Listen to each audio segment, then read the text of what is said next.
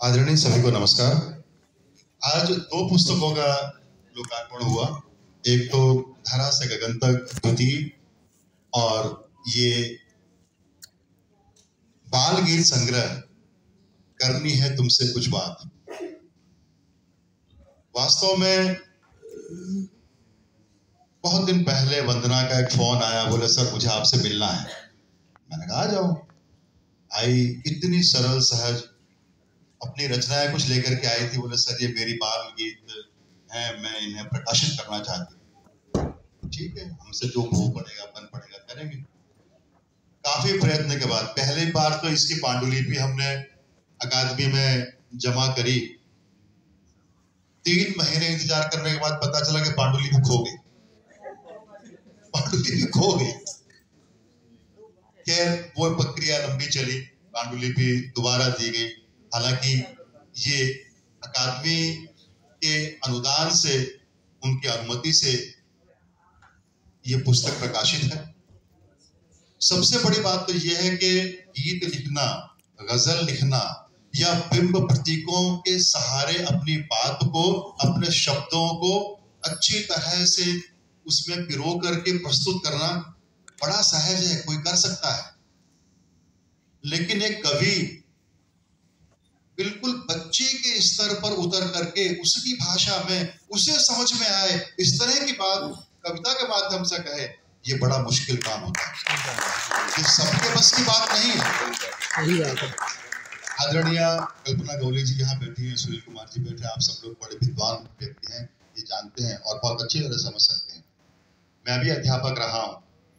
बड़े बच्चों को पढ़ाना बड़ा मुश्किल है, लेकिन वो जो प्राइमरी का छोटा बच्चा है ना, पहली क्लास का, उसको समझाना बड़ा मुश्किल है। पढ़े वो एक रो रहा है तो उसकी देखा नहीं कि 3 और रोने लगते।